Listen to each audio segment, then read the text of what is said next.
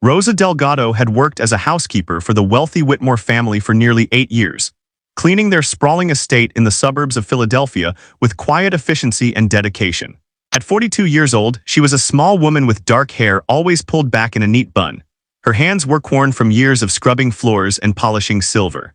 She lived in a modest apartment in the city with her 2 teenage sons, taking 2 buses each way to reach the Whitmore mansion where she worked 6 days a week. The job paid decently by housekeeping standards, and the Whitmores were generally decent employers who paid on time and didn't make unreasonable demands, though they treated Rosa with the kind of polite distance that characterized most interactions between wealthy people and their domestic staff. The Whitmore family consisted of Richard and Patricia Whitmore, both successful lawyers in their 50s, and their daughter Vanessa, a 24-year-old who had recently graduated from an expensive private university and now worked at her father's law firm. Vanessa had grown up with every advantage money could provide, attending elite schools, traveling extensively, and moving in social circles where everyone had impressive credentials and family connections. She played violin as one of several accomplishments she had cultivated, having taken lessons since childhood with expensive private instructors. She was technically proficient, but had never shown the kind of passion or dedication that separated competent musicians from truly exceptional ones. Rosa moved through the Whitmore house like a shadow, arriving early each morning to prepare breakfast, then spending her days maintaining the pristine condition of rooms that were already immaculate. She dusted priceless antiques, vacuumed imported rugs, organized closets full of designer clothes, and kept the kitchen spotless. The work was physically demanding and sometimes monotonous, but Rosa took pride in doing it well. She had developed a routine over the years that allowed her to complete her tasks efficiently, while remaining largely invisible to the family members, who occasionally passed through whatever room she was cleaning. What the Whitmores didn't know about Rosa, what she had never mentioned because it seemed irrelevant to her work, and they had never asked about her life beyond her duties, was that she had grown up in a musical family in Mexico City. Her father had been a violin maker, a craftsman whose instruments were sought after by serious musicians throughout Mexico and beyond. Rosa's childhood home had been filled with the smell of wood shavings and varnish, the sound of her father testing violins he was building or repairing. He had taught Rosa to play almost as soon as she could hold a small violin, and she had shown immediate natural talent that blossomed under his patient instruction. By the time Rosa was 12, she was performing with youth orchestras and winning regional competitions. Her father had dreams of her attending a prestigious music conservatory, perhaps even studying in Europe eventually. But when Rosa was 15, her father died suddenly from a heart attack, leaving her mother struggling to support 3 children on her own.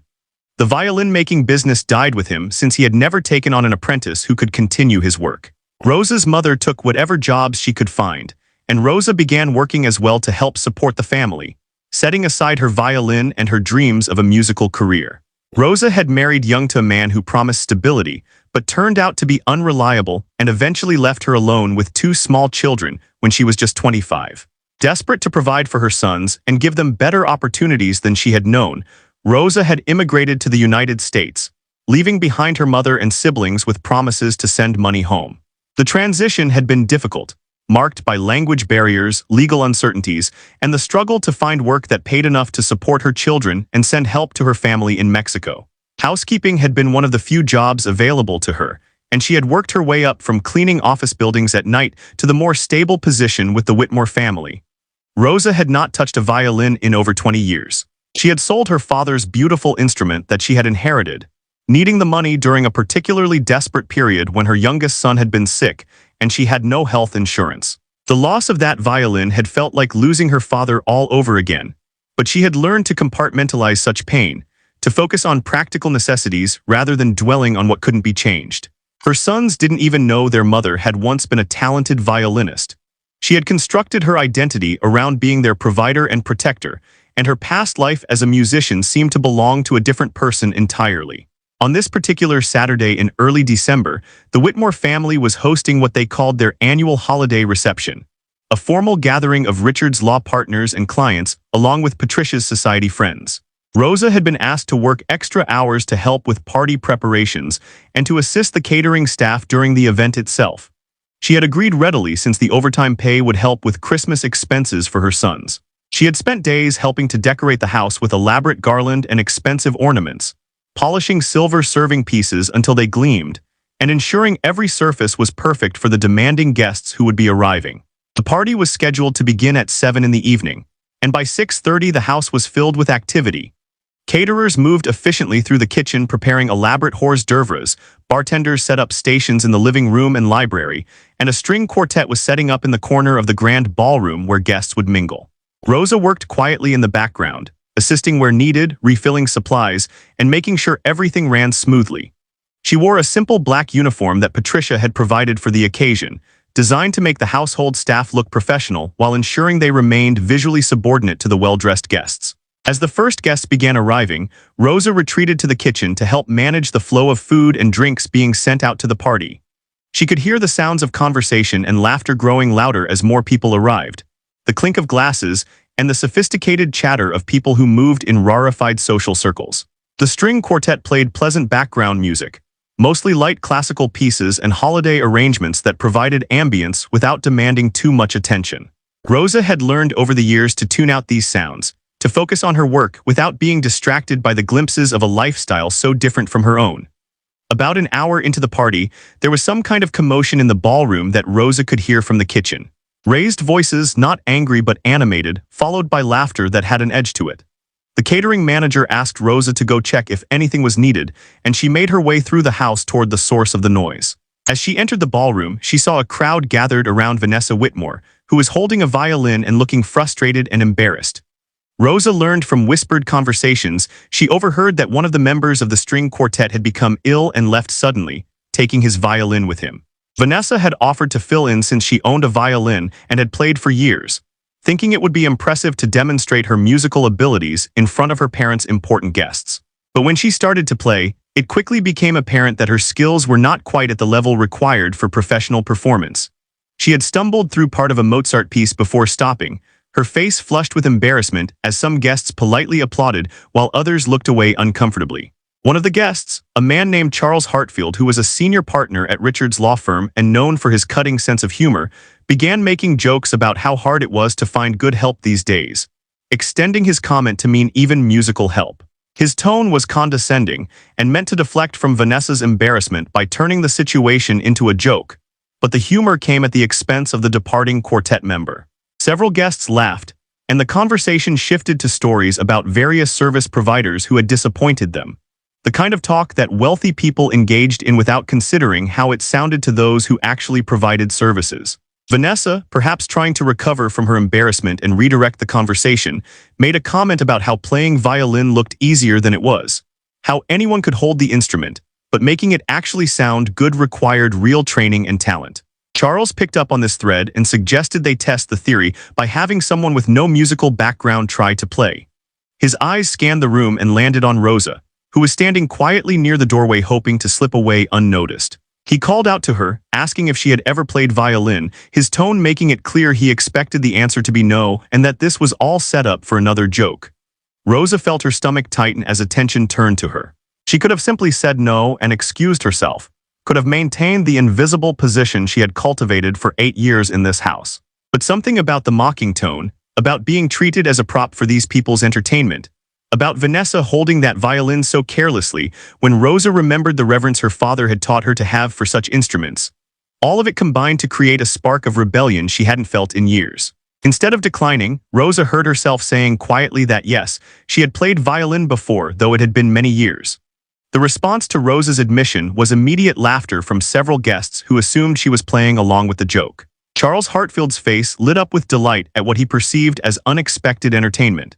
He encouraged Vanessa to hand over her violin to Rosa, framing it as a wonderful opportunity to see what natural talent looked like compared to years of expensive lessons. His tone dripped with sarcasm, making it clear he expected Rosa to embarrass herself thoroughly, providing amusement for the sophisticated crowd. Vanessa hesitated for a moment, clutching her violin protectively, but the social pressure from the gathered guests and her own desire to deflect attention from her failed performance pushed her to comply. Vanessa approached Rosa with the violin extended, her expression a mixture of pity and condescension. She told Rosa in a voice loud enough for nearby guests to hear that the violin was quite valuable and to please be careful with it. The implication was clear that Rosa, as a housekeeper, couldn't be trusted with expensive things and certainly wouldn't know how to properly handle a fine instrument. Rosa took the violin carefully, and the moment her hands touched the polished wood, she felt a jolt of recognition and memory so powerful it nearly took her breath away. The weight and balance of the instrument, the curve of the neck against her palm, the subtle smell of rosin and wood, all of it transported her instantly back to her father's workshop and the countless hours she had spent learning to coax beauty from similar instruments. Rosa lifted the violin to her shoulder and adjusted her stance in a way that showed unconscious muscle memory from years of proper training. She tested the chin rest position and made a small adjustment to how the instrument sat. Movements so natural and practiced that a few guests who actually knew something about music began to look more closely. Charles was still making jokes, telling the crowd to prepare themselves for the worst sounds they had ever heard, suggesting someone might want to cover their ears. The laughter continued, but it had an edge of anticipation now, people gathering closer to witness what they expected to be a humiliating spectacle. Rosa closed her eyes and took a slow breath, blocking out the crowd of judgmental faces and expensive clothes surrounding her. She thought about her father and how he used to tell her that a violin was like a voice, that it could express things words never could. She thought about all the years she had spent silent, keeping her head down, accepting whatever treatment came her way because she had children to feed and bills to pay. She thought about how she had sold her father's violin, the instrument he had made specifically for her with wood he had selected and seasoned for years, and how that loss still ached in quiet moments. All of these feelings, decades of suppressed emotion and artistic longing, suddenly had a channel for expression. Rosa drew the bow across the strings, and the first note that emerged was so pure and clear that the laughter in the room died instantly. She had chosen to play Meditation from Ties by Massenet, a piece she had performed at her final competition before her father died, a piece that required not just technical skill but deep emotional connection to truly bring to life. Her fingers found their positions on the fingerboard with the certainty of someone whose body remembered what her conscious mind had tried to forget. The melody began to unfold, hauntingly beautiful, each note perfectly placed and sustained with a vibrato that spoke of years of serious training. The transformation in the room was immediate and absolute. Conversations stopped mid-sentence as people turned to stare at Rosa with expressions ranging from shock to disbelief. The remaining string quartet members, professional musicians who had been packing up their instruments, froze and watched with growing amazement. This wasn't the fumbling attempt of an amateur or even the competent playing of a well-trained hobbyist. This was artistry of the highest level, playing that revealed not just technical mastery, but a profound understanding of the music's emotional depth.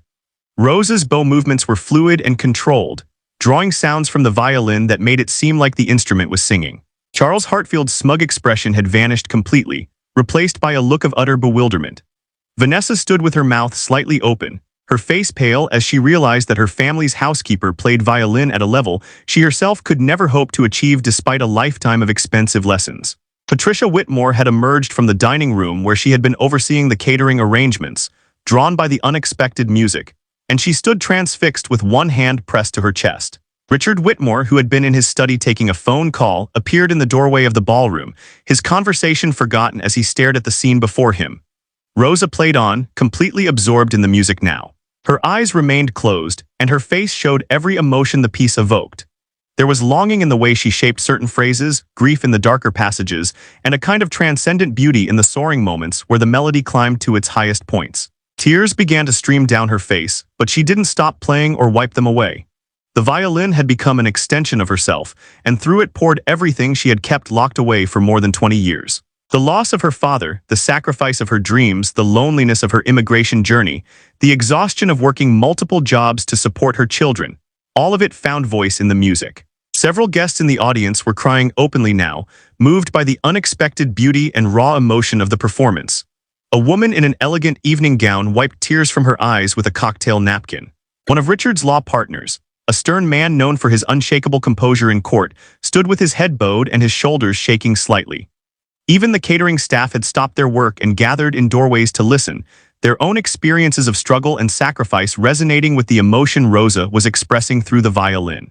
The piece built toward its climax, and Rosa's playing became more intense and passionate. Her bow moved with fierce conviction across the strings, drawing out notes that seemed to fill the entire house with sound. This was no longer background music for a cocktail party. This was a complete artistic statement, a reclamation of identity and voice from someone who had been silent for far too long. The technical demands of the piece were considerable, rapid passages requiring precise fingerwork and difficult double stops that many professional violinists found challenging. But Rosa executed everything flawlessly. her muscle memory and natural talent combining to create something extraordinary. As Rosa played the final, achingly beautiful phrase of the piece, bringing the melody to its gentle conclusion, the last note seemed to hang in the air for a long moment. She held the bow against the strings until the vibration faded completely into silence, then slowly lowered the violin from her shoulder. Only then did she open her eyes and seem to remember where she was. The room remained silent, everyone too stunned to know how to react to what they had just witnessed. Rosa looked down at the violin in her hands, and her expression showed both profound sadness and something like relief, as if she had finally released something she had been carrying for too long. The silence broke when one of the string quartet members began to applaud, his clapping slow and deliberate, the kind of applause musicians give to acknowledge genuine artistry. The sound seemed to wake the rest of the room from its trance, and suddenly everyone was applauding, not the polite cocktail party clapping that had greeted Vanessa's attempt, but thunderous, sustained applause that filled the ballroom. People were standing, some calling out praise, others simply shaking their heads in amazement. The ovation continued for what felt like minutes, wave after wave of appreciation washing over Rosa as she stood frozen in place, overwhelmed by the response. Charles Hartfield, whose cruel joke had precipitated this entire situation, had gone completely red in the face. He looked like he wanted to disappear into the floor, suddenly aware of how badly he had misjudged the situation and how his mockery had backfired spectacularly. Several guests near him were giving him pointed looks, their expressions making clear what they thought of his earlier behavior. Vanessa had tears running down her face, though whether they were from being moved by the music or from humiliation at being so thoroughly outclassed was unclear. She reached out to take her violin back from Rosa, her hands trembling. Patricia Whitmore was the first to approach Rosa directly, moving through the crowd with an expression of complete astonishment. She asked Rosa in a voice filled with genuine confusion and curiosity where she had learned to play like that, how it was possible that she had worked in their home for 8 years, and they had never known she possessed such extraordinary talent. Rosa, still shaking from the emotional intensity of the performance and the shock of what she had just done, struggled to find words to explain. She managed to say quietly that she had studied violin as a young girl in Mexico, that her father had been a violin maker and had taught her, but that she had not played in more than 20 years. The explanation seemed inadequate for what everyone had just witnessed, and Patricia pressed for more details. Other guests crowded closer, wanting to hear Rosa's story, their earlier condescension completely forgotten in their eagerness to understand this mystery. Rosa felt trapped and exposed, uncomfortable with this sudden intense attention from people who hours ago had barely acknowledged her existence. She tried to hand the violin back to Vanessa and excuse herself, saying she needed to return to her duties in the kitchen, desperate to escape back to the familiar invisibility of her housekeeping role. But Richard Whitmore stepped forward and gently told Rosa that she didn't need to worry about kitchen duties right now. His voice carried an authority that made it clear this wasn't a request but a directive. He asked her to please sit down and tell them about her background, about how someone with such incredible talent had ended up working as a housekeeper. The question, though perhaps not intended this way, carried an implied judgment about her life choices that made Rosa bristle slightly. She had worked as a housekeeper because it was honest work that paid the bills and allowed her to support her children, and there was no shame in that regardless of what talents she might possess. One of the guests, a woman named Elizabeth Morrison who was on the board of the Philadelphia Orchestra, pushed through the crowd with an intensity that suggested she wouldn't be easily put off.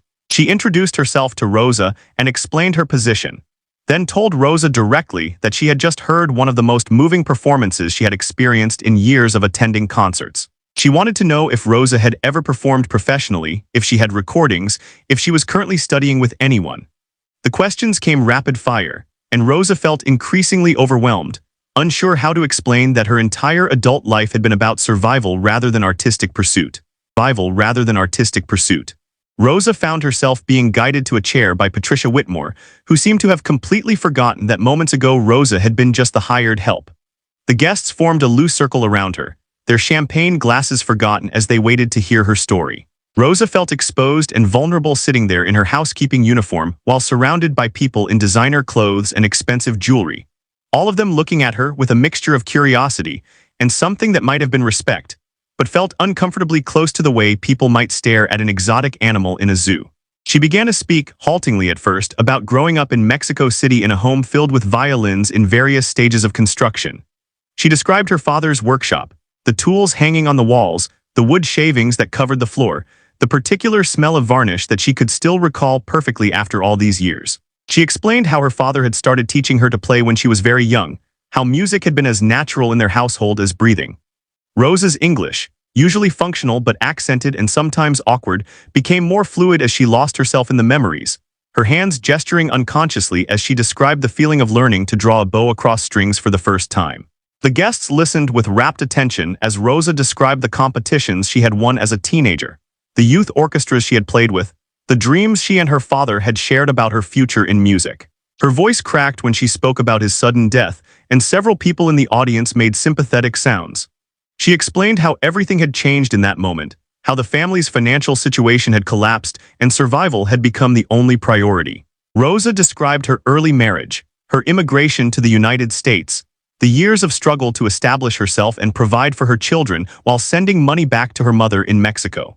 When Rosa mentioned that she had sold her father's violin during a desperate time when her son was sick, Elizabeth Morrison made a small sound of distress and pressed her hand to her mouth. The loss of that particular instrument, made by Rosa's father specifically for her, seemed to resonate with the musicians in the room who understood what such an object would have meant. Rosa explained that she had not played violin since selling it, that she had tried to close that chapter of her life completely because the pain of what she had lost was too much to bear while also managing the daily challenges of survival. Richard Whitmore asked Rosa why she had never mentioned her musical background, why in 8 years of working for his family she had never said anything about having been a serious violinist. The question seemed genuine rather than accusatory, but it revealed a fundamental disconnect in understanding. Rosa looked at him directly and said simply that he had never asked about her life, that their interactions had always been limited to instructions about household tasks and occasional comments about scheduling. She pointed out gently that she was hired to clean their home, not to share her life story, and that she had assumed her personal history was irrelevant to her employers. The comment landed heavily in the room, and several guests shifted uncomfortably. Patricia Whitmore's face showed a flash of something that might have been shame or recognition. The statement forced everyone present to confront their own assumptions about the people who worked for them, about the rich interior lives and hidden talents that existed in individuals they dismissed as simply the help. Rosa had worked in their home for nearly a decade, and the Whitmores knew virtually nothing about who she really was beyond her ability to keep their house clean. That realization seemed to ripple through the gathering, changing the atmosphere in subtle ways. Elizabeth Morrison, either more tactful or simply more focused on the musical aspects of the situation, steered the conversation back to Rosa's playing. She asked if Rosa would be willing to perform something else, perhaps a piece of her own choosing. Rosa hesitated, feeling exhausted from the emotional intensity of the first performance and uncertain whether she wanted to continue being the evening's unexpected entertainment. But Elizabeth persisted, explaining that what Rosa had just played demonstrated artistry at a professional level and that she genuinely wanted to hear more, not as a novelty, but as serious musical appreciation. Something in Elizabeth's tone convinced Rosa that the request was genuine rather than another form of the mockery that had started this entire situation. She accepted Vanessa's violin again, and this time there was no condescension in how it was offered, just a kind of awed respect.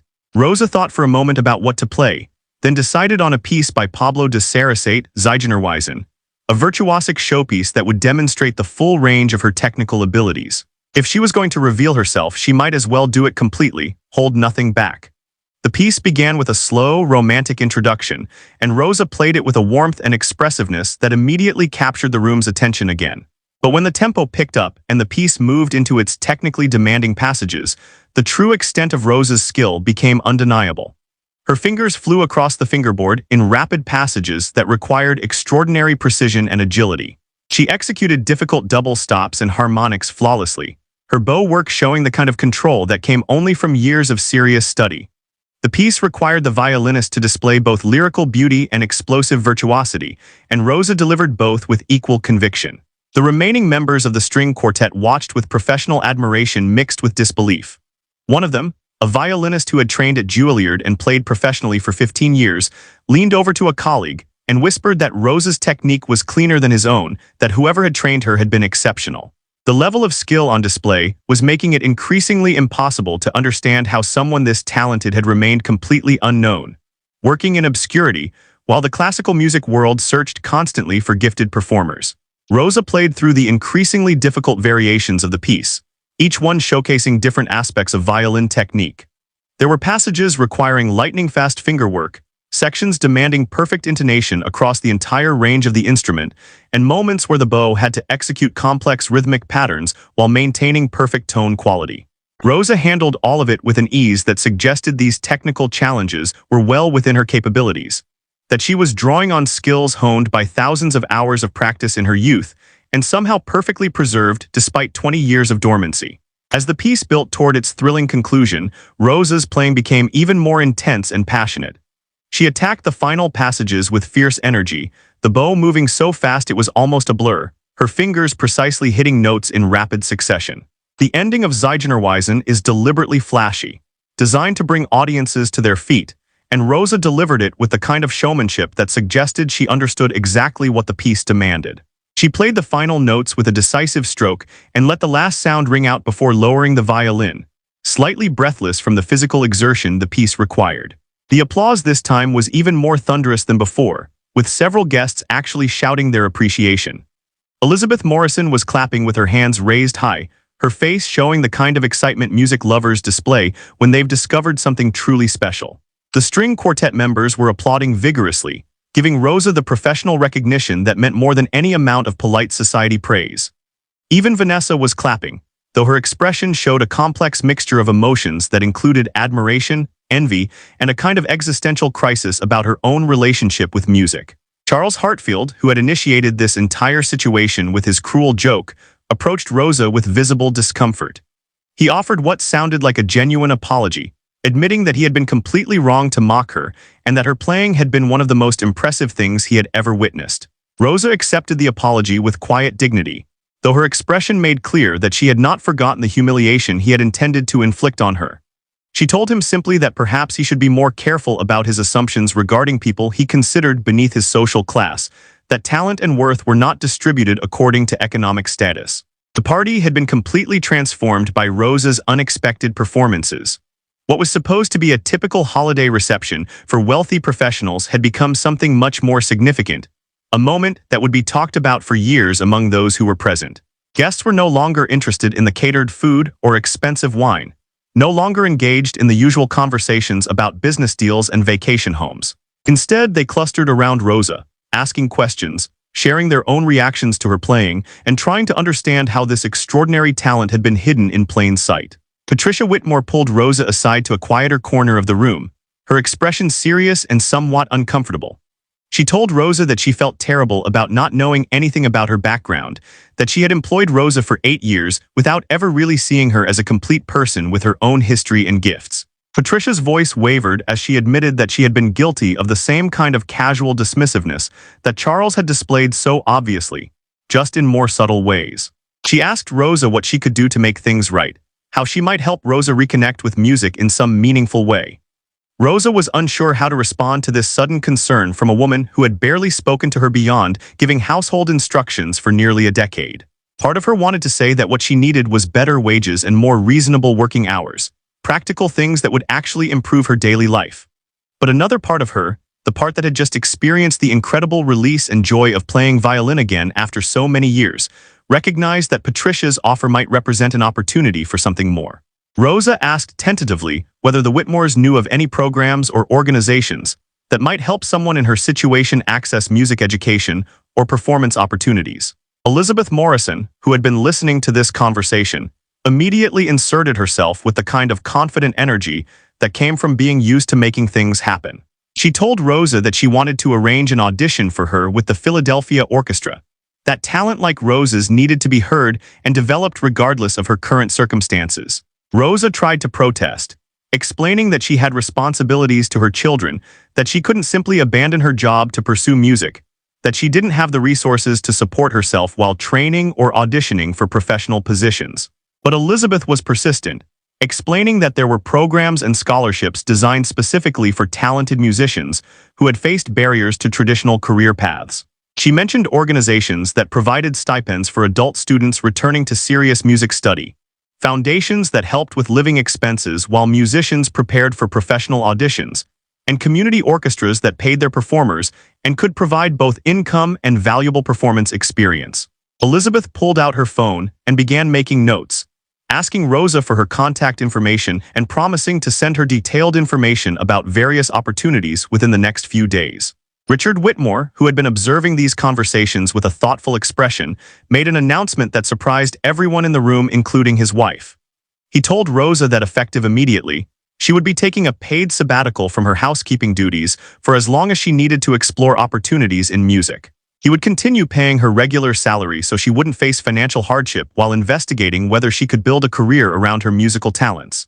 Furthermore, he would personally cover any expenses related to her musical development, including purchasing a quality violin since she didn't currently own one, paying for any coaching or lessons she might need, and covering audition-related costs. The offer was so unexpected and generous that Rosa initially thought she must have misunderstood. She asked Richard to repeat what he had said, and when he confirmed that yes, he was offering to pay her to not work while she pursued music, Rosa felt tears welling up in her eyes again. The gesture was extraordinary, though it was also impossible not to notice that it cost Richard relatively little given his wealth, while potentially changing Rosa's entire life trajectory. Still, the fact that he was willing to make such an offer suggested that what had happened tonight had genuinely affected him, had made him see Rosa as something other than simply hired staff. Vanessa, who had been mostly quiet since her own playing had been so thoroughly overshadowed, approached Rosa with an expression that suggested she was struggling with conflicting emotions.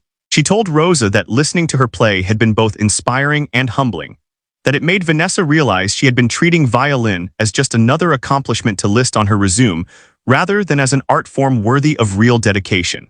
She asked Rosa if she would be willing to give her lessons, to teach her what real musicianship meant. The request seemed genuine despite its somewhat self-centered framing, and Rosa found herself agreeing, partly out of politeness and partly from a recognition that teaching might be one way to sustain herself financially while pursuing other musical opportunities. As the evening continued, several other guests approached Rosa with various offers and suggestions. A lawyer who specialized in immigration issues quietly told Rosa that if she had any legal concerns about her status or wanted to explore paths to citizenship, he would be happy to represent her pro bono. A woman who ran a prestigious music school in the city invited Rosa to give a master class to her advanced students, offering a generous fee for a single session. A concert promoter asked if Rosa would be interested in performing at a benefit concert his organization was planning, explaining that her story combined with her talent would draw significant attention and donations. The attention was overwhelming, and Rosa felt herself swinging between gratitude for these unexpected opportunities and a kind of vertigo at how quickly her life seemed to be changing. Just hours ago, she had been invisible, anonymous, someone who existed in the background of other people's important lives. Now suddenly she was at the center of attention, being offered opportunities that seemed almost too good to be true. Part of her worried that this was all a temporary enthusiasm that would fade once the initial shock wore off, that these wealthy people would wake up tomorrow and forget their promises to the housekeeper who turned out to play violin.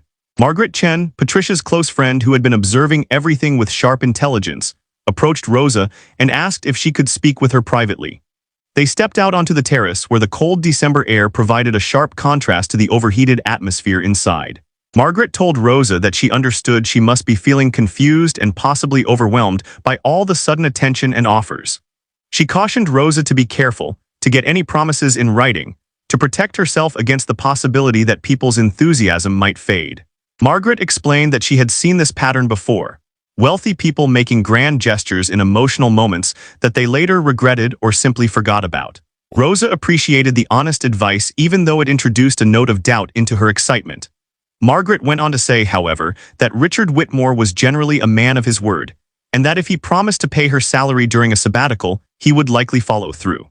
Margaret encouraged Rosa to take full advantage of the opportunity while it lasted, to pursue every musical door that opened for her with the understanding that some might lead nowhere, but others might change her life. She also reminded Rosa to think about her long-term goals, to consider not just immediate opportunities, but what kind of life she wanted to build for herself and her sons. The practical advice helped ground Rosa, pulling her back from the emotional intensity of the evening into more concrete thinking about next steps. She asked Margaret how she should handle all the various offers and contacts she had received, feeling unequipped to navigate this world of classical music connections and professional opportunities. Margaret suggested that Rosa might need a manager, or at least an advisor, who could help her sort through opportunities and negotiate on her behalf. She offered to make some introductions to people she knew in the arts world who might be willing to provide guidance. As Rosa and Margaret returned to the party, they found that other guests were beginning to leave, but nearly everyone stopped to speak with Rosa on their way out. They congratulated her on her playing, thanked her for sharing her gift, and many pressed business cards into her hand with instructions to call them. Rosa's pockets were soon filled with cards from lawyers, music teachers, orchestra members, arts administrators, and various other professionals who wanted to stay connected to her and potentially help with her musical journey. The stack of cards represented a network of connections and opportunities that would have been unimaginable to her that morning. The string quartet members were among the last to leave, and they approached Rosa as a group to express their professional admiration. The first violinist, a woman named Andrea who had trained at Curtis Institute and played with several major orchestras, told Rosa directly that her technique and musicality were at a level that could support a professional career if Rosa wanted to pursue that path. She explained that Rosa's age would make some traditional routes more difficult, that most professional orchestra musicians started their careers in their 20s, but that there were other options including chamber music, solo performance, and teaching at a high level. Andrea offered to introduce Rosa to her own teacher, a renowned pedagogue who had trained many successful professional violinists and might be willing to work with Rosa to help her prepare for auditions or performances. She explained that even someone with Rosa's obvious talent would benefit from working with a master teacher to knock off any rust from years of not playing, and to develop repertoire suitable for professional contexts. Andrea also mentioned that she played in a chamber music group that was always looking for skilled musicians for various projects, and she invited Rosa to come to one of their rehearsals to meet the other players. The days following the Whitmore holiday party passed in a blur of activity and emotional turbulence for Rosa. True to his word, Richard Whitmore had his lawyer draw up a formal agreement guaranteeing Rosa 6 months of paid sabbatical at her current salary, with an option to extend if she was making progress toward professional music opportunities. The document was far more generous than Rosa had expected, and seeing her worth acknowledged in legal terms felt both validating and surreal. She signed the papers with hands that trembled slightly, aware that she was crossing a threshold into an unknown future. Rosa's first priority was telling her sons about what had happened. She had kept her musical past almost entirely hidden from them, and revealing that their mother had once been an accomplished violinist felt strange and vulnerable. Her older son Marcus, who was 17 and sometimes struggled with finding direction in his own life, listened to her story with growing amazement. He asked why she had never told them, and Rosa tried to explain how the pain of giving up music had made her want to simply close that chapter entirely. Her younger son David, 15 and more emotionally expressive, cried when Rosa described selling her father's violin to pay for medical bills when David had been sick as a child. Both boys insisted on seeing video footage that several party guests had recorded on their phones and later sent to Rosa. Watching herself play violin on these small screens felt deeply odd to Rosa, like seeing a stranger who happened to inhabit her body. But her sons' reactions, their obvious pride and excitement, helped Rosa begin to internalize that what had happened was real and meaningful. Marcus told her seriously that she had to pursue this opportunity, that he and David would be fine and she shouldn't worry about them. David added that knowing their mother had this incredible talent made him feel like maybe he could have hidden talents too, possibilities he hadn't discovered yet. Elizabeth Morrison moved quickly to arrange connections for Rosa, starting with purchasing a professional quality violin for her to use. Elizabeth took Rosa to a specialized violin shop in Philadelphia where serious musicians purchased and rented instruments, and the experience was both overwhelming and deeply moving.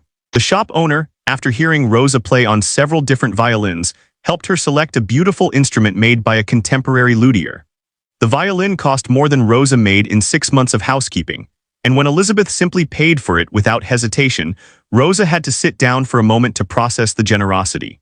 The shop owner, an elderly man named Giuseppe who had been in the violin business for 50 years, asked Rosa about her background. When she mentioned that her father had been a violin maker in Mexico City, Giuseppe's eyes lit up with recognition. He asked her father's name, and when Rosa told him, Giuseppe exclaimed that he had actually met him decades ago at an international luthier convention. He remembered Rosa's father as an exceptional craftsman whose instruments had a particularly warm tone quality. The unexpected connection to her father through this stranger in a Philadelphia violin shop moved Rosa to tears yet again. Elizabeth had also arranged for Rosa to meet with the teacher Andrea had mentioned, a distinguished pedagogue named Professor David Stern who taught at a prestigious conservatory. Rosa arrived at his studio feeling intensely nervous, worried that he would find her skills inadequate or her situation too unusual to take seriously. But Professor Stern listened to her play with focused attention, occasionally stopping her to ask about specific technical aspects of her approach. After hearing several pieces, he told Rosa directly that she had been trained exceptionally well, and that her natural musicality was rare even among professional performers. Professor Stern explained that while Rosa's technique was impressive, she would need focused work to prepare for professional auditions or high-level performances. 20 years away from regular practice had left some unevenness in her playing, and she would need to rebuild stamina and refine certain aspects of her sound production. He offered to take her on as a student, working with her intensively over the next several months to prepare her for whatever musical path she decided to pursue. His willingness to work with someone in Rosa's unusual situation felt like validation that her talent was genuinely worthy of serious professional attention. The work with Professor Stern was demanding in ways Rosa hadn't experienced since her youth. He pushed her to practice for several hours daily, working through technical exercises and building repertoire across different musical periods. Rosa's hands ached from the unaccustomed intensity of practice, and she had to rebuild calluses that had disappeared during her years away from the violin. But the satisfaction of feeling her skills sharpen and deepen, of tackling challenging pieces and mastering them, provided a kind of fulfillment Rosa hadn't experienced in decades. She was being stretched and challenged, and it felt wonderful after years of repetitive housekeeping tasks. Andrea followed through on her invitation for Rosa to attend a chamber music rehearsal, and Rosa found herself playing string quartets with professional musicians who treated her as an equal. The experience of making music collaboratively, of listening carefully to other instruments, and blending her violin into a unified ensemble sound, reminded Rosa of why she had loved music so much as a young person. During breaks in the rehearsal, the other musicians asked about her background and expressed amazement at her story. Several of them mentioned performance opportunities they knew about, and Rosa began to see how the classical music world operated through networks of personal connections. Vanessa Whitmore did indeed begin taking lessons from Rosa, and the dynamic between them was complicated and interesting. Vanessa arrived at her first lesson with obvious nervousness, perhaps worried that Rosa would treat her with the same condescension Vanessa had previously shown toward Rosa.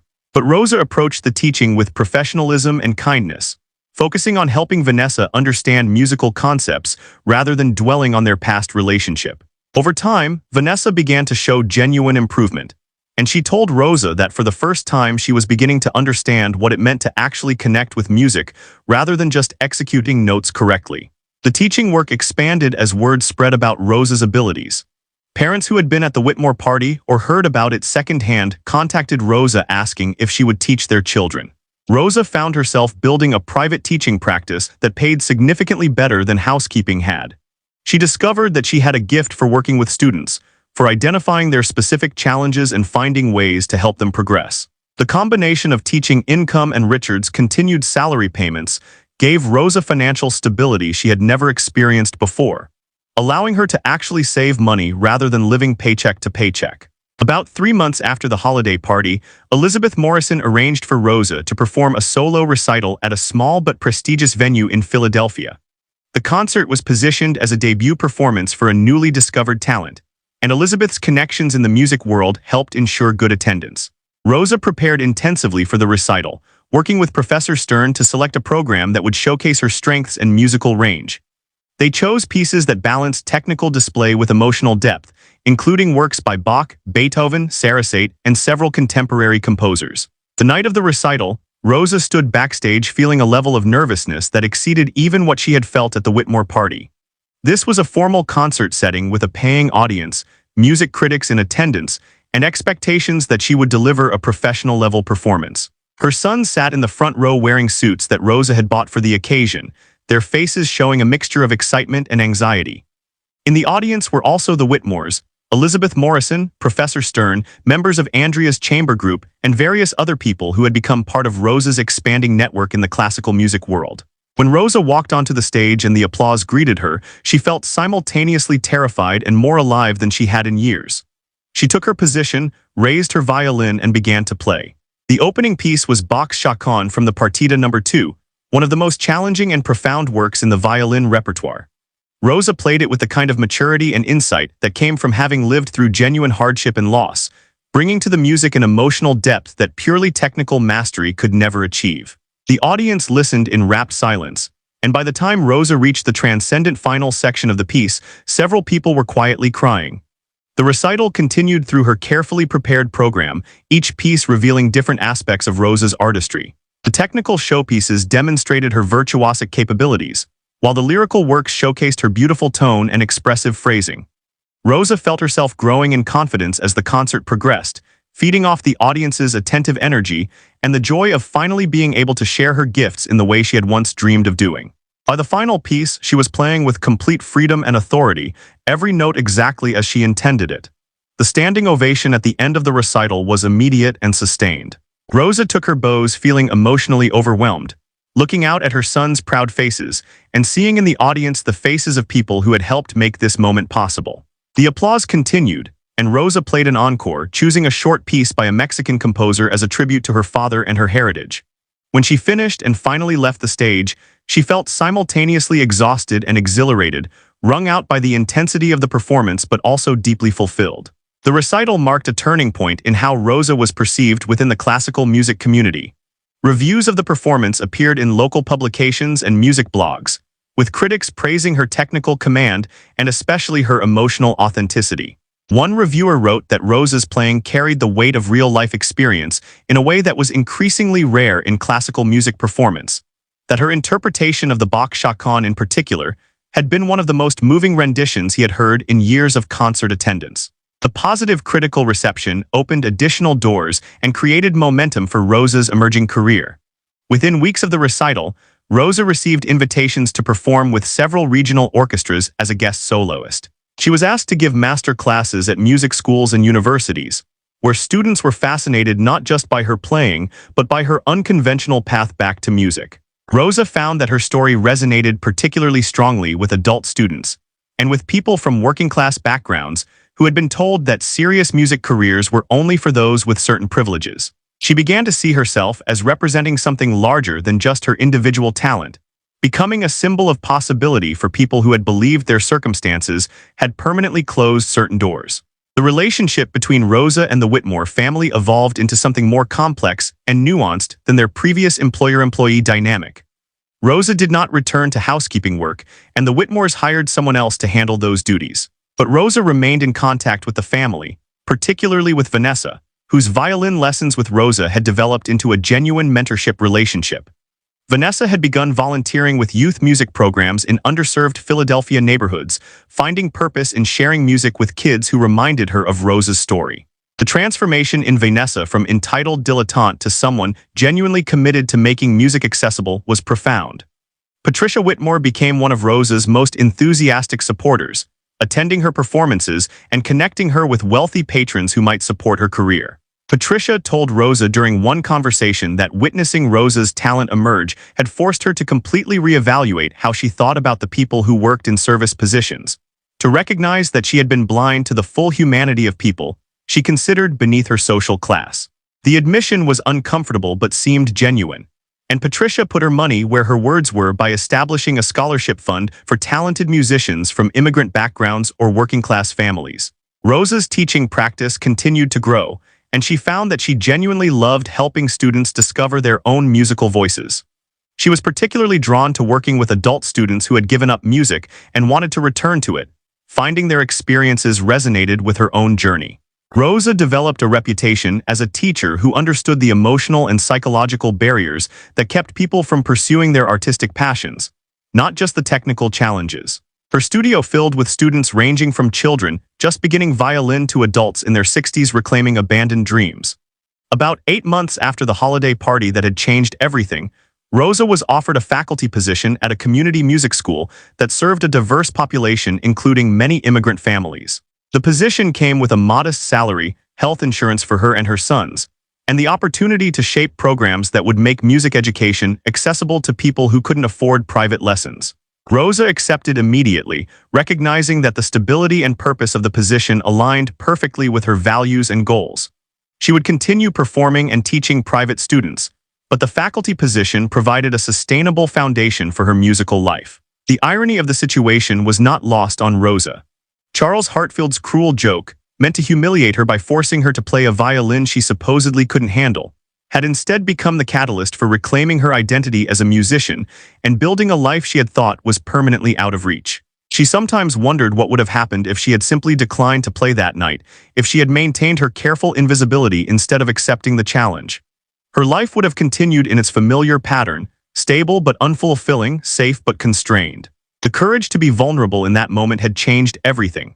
Rosa's sons flourished as they watched their mother's transformation. Marcus, inspired by Rosa's example of pursuing a long-deferred dream, decided to apply to college to study engineering, something he had been afraid to attempt because of concerns about finances and whether he belonged in university settings. David became more serious about his own education, recognizing that opportunities could emerge from unexpected places, but that you had to be prepared to seize them when they appeared.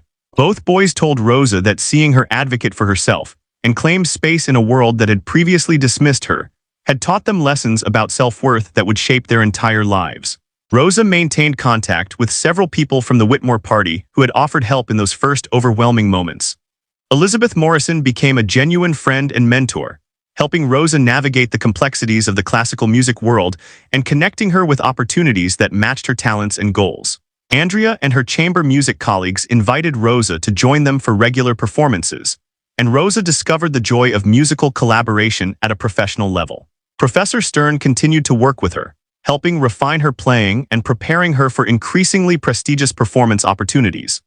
A year after the night that changed everything, Rosa was invited to perform at a gala benefit concert for an organization supporting music education in low-income communities. The performance was being held in a major concert hall, and the audience would include serious music lovers, professional musicians, and philanthropists from across the region. Rosa prepared intensively for the performance, knowing it represented another significant step in her emerging career. She chose to perform Meditation from Ties, the piece she had played on Vanessa's violin that first night, wanting to honor the journey by returning to the music that had started it all. Backstage before the performance, Rosa held her violin and thought about the path that had brought her to this moment. She thought about her father and how he had taught her to see the violin as a voice capable of expressing what words could not. She thought about all the years she had spent silent, believing her voice didn't matter, accepting invisibility as the price of survival. She thought about the broken piano moment, the instant when she could have chosen safety over authenticity and instead chose to be fully seen despite the risk. And she thought about her sons sitting in the audience, watching their mother step onto a professional concert stage to share her gifts with the world. When Rosa walked onto that stage and the audience applause washed over her, she no longer felt like an imposter or someone who had accidentally stumbled into a world where she didn't belong. She had earned her place through talent, hard work, and the courage to reclaim a part of herself she had believed was lost forever. She raised her violin, and in the moment before she began to play, she felt her father's presence and her own younger self. All the versions of who she had been and who she was becoming unified in this single moment of artistic expression. The music that poured from Rosa's violin that night carried everything she had learned about loss and resilience, about sacrifice and redemption, about being invisible and choosing to be seen. It was music informed by years of scrubbing floors and supporting her children alone, by the ache of abandoned dreams and the unexpected joy of second chances. The audience listened in complete silence, moved by the depth of feeling in every phrase, and when the final note faded into silence, they rose to their feet in appreciation not just for technical skill, but for the authentic human story the music told. Rosa stood on that stage accepting the applause, and she understood that this was not an ending but a beginning. Her musical journey would continue to unfold in ways she couldn't yet imagine, bringing new challenges and opportunities, disappointments and triumphs. But she would face all of it as her whole self, no longer hiding or diminishing her gifts to make others comfortable, no longer accepting invisibility as her fate. The simple woman who had been forced to play violin as a joke had become Rosa Delgado, musician and teacher, a woman reclaiming her voice after decades of silence. And every time she played, every time she drew the bow across the strings and coaxed beauty from wood and horsehair, she was both honoring the past that had shaped her and creating a future that reflected her full humanity. The violin had been waiting for her all those years, and she had been waiting for the courage to pick it up again. When that moment finally came, disguised as humiliation but revealing itself as liberation, Rosa had been ready to step through the door it opened. And on the other side was a life richer and more authentic than anything she had imagined possible during all those years of quiet survival. Sonnet 4. 5 Claude is AI and can make mistakes. Please. Please.